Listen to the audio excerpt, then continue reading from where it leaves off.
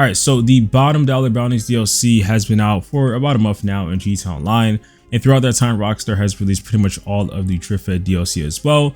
So I definitely want to give a review on this and what I thought about this DLC. So hopefully you guys will enjoy. And if you do at any point, subscribe and put up post notifications, and of course, drop a like as well. So first off, this DLC released a lot more earlier compared to most of the DLCs that Rockstar has. Last year, they released the DLC on the 13th, which was really early, but that was because they had some other plans for the summer. But this year, we thought Rockstar was going to go back to the July routes, but they decided to go back to the June route. So we actually got this in late June, which was pretty cool. The DLC is really interesting. I think the fact that Rockstar is obviously implementing things from other games such as Red Dead, as well as also even from GTA 5 story mode, putting bounties in online was actually pretty cool. It's something that Rockstar probably should have done a few years ago, but regardless, that was honestly a great addition. And then honestly, for the prices itself, like when it comes to the businesses, I don't think they were that expensive. The vehicles were decent. Obviously, you know, some of them weren't the best, but I think Rockstar did pretty good with this as well. The only thing that I could say for the business was probably the upgrades. Some of them just kind of felt unnecessary, and kind of the business itself. And if you really think about it, I feel like Rockstar didn't have to make us buy a whole bail enforcement agency just to do these bounties. I feel like Rockstar could have just had it like, you know, in a free mode somewhere. You go up to the board, but I guess having the business just makes it a lot more interesting. It just adds more to it. But regardless, that's something I did realize about this update. But regardless, though, business wise, I think the price of most of the stuff when it comes to this business was pretty usual when it comes to how Rockstar has been doing it for the past few years. And then as for the dispatch work, this was kind of cool, but it's just boring. The fact that you really don't even have to use a police car for these missions. You actually can just do them in any of your vehicles that you have. So you just need the police car to start it. And let alone these police cars obviously are really expensive as well, which I'll be talking about a little bit more later. But I think Rockstar could have just did a little bit more better if they added a few more missions and just made it so that you had to use the police car. It would just add a lot more roleplay to it, and then it'll pay a lot more homage to the older GTA games as well. Now, when it comes to the money making from this DLC, I think when it comes to the business, Rockstar did okay with it. I mean, some of the regular bounties obviously don't pay that much, around like 40,000. 40,000 isn't really going to do much for this economy now in GTA Online. Obviously, having it double could actually make it a lot more worth it, but I think Rockstar should have made the set amount for really regular bounties to be like 100,000, maybe like a little bit more than that.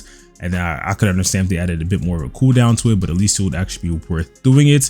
And then for the most wanted bounties, it should have been paid just a lot more. I mean, we're in the last year of GTA Online. I don't think Rockstar should still be stingy with the amount of money that we make. GTA 6 is coming out pretty soon. I'm not saying that Rockstar should give us the ability to get like 500,000 or $1 million per bounty, but just having it a lot more than per usual when it comes to updates like this, it would have made a lot more sense. And for dispatch work, obviously Rockstar could have did a lot more better with that. I don't know what they were thinking with the pay for that, but again, Rockstar, they just gotta step up their game when it comes to the payouts. Now, anyways, for the vehicles that got added, at least on day one, and it will break down the Drift Fed vehicles as well.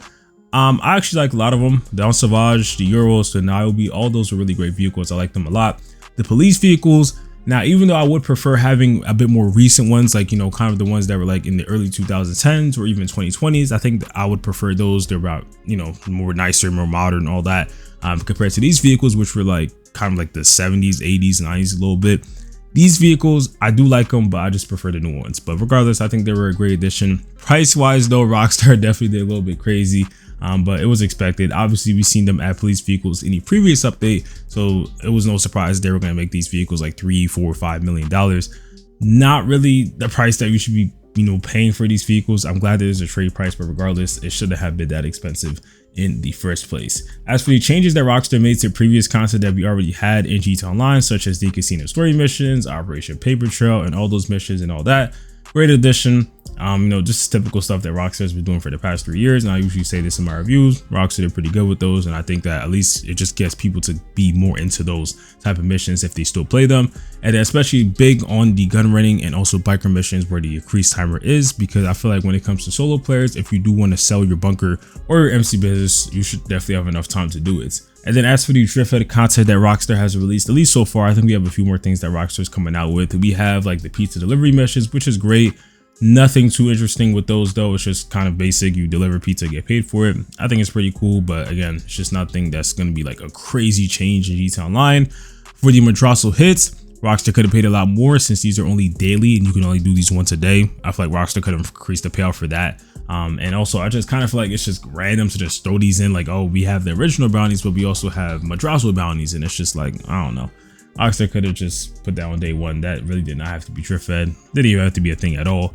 But that's something else that Rockstar has. And then for the LS tags, it's just another free mode thing, so I can't really say much on that. It's just another addition that Rockstar just has. And then as for the drift fed vehicles that Rockstar released so far, I already have separate videos on those already, pretty much breaking down what I thought about it. But obviously everybody has a different opinion when it comes to each of these vehicles. Some people like them, some people don't. Personally, for me though, I think most of them I liked, especially the one that recently released, which was the Vorschlag Hammer. I think that's pretty cool. And also some of the other ones like the Dominator FX. So there's some good vehicles that Rockstar has, and we still got a few more coming out. And speaking about the things coming out still with this DLC, we obviously have a lot of Halloween stuff, things that are coming out in September as well. So for those, obviously I'll have separate videos talking more about that. But so for what I've seen so far, and what have you guys probably seen as well from videos that I posted, you guys might already know that looks pretty cool. And honestly, just can't wait to see them. So overall, when it comes to the Bottom Dollar Brownies DLC, if I had to give a review for this, I'm gonna probably have to give it like a cool like 6 out of 10. Maybe even a 5, because the thing is, Rockstar obviously did a lot more better compared to the previous DLCs, mainly because Rockstar had an actual business as well as just made it like an actual DLC update. Because the previous DLCs that released in summer, which were Criminal Enterprises as well as San Andreas Mercenaries, these were just simple missions that Rockstar added as well as a bunch of new vehicles, and it was just kind of like filler content until the December DLC. But Rockstar went a different route this time, actually adding a huge DLC that had a lot of content, which I think did a lot more better. So if I had to compare these DLCs to the summer DLCs that we had in the past 2 years, then obviously there would be a huge difference. Those DLCs could probably got like a 2, 3, 4, whatever. But this is obviously a lot more higher of a rating. But regardless though, those DLCs weren't their worst. I think I probably rated them a little bit more better, but it's just when it comes to this DLC, it's definitely topped it. When it comes to the amount of content that Rockstar put in the update. But that's all for this review on the Bottom Dollars DLC. Honestly, it's a really good update, but it's just like it's coming to the end of GTA Online. It's almost over, so it's just kind of like one of those DLCs that we have fun with for a little bit until the next DLC update. But if you guys enjoyed this review, let me know in the comment section down below. And if you want to see more, subscribe and put up post notifications. Don't forget to drop a like, and I'll see you on the next one. Peace.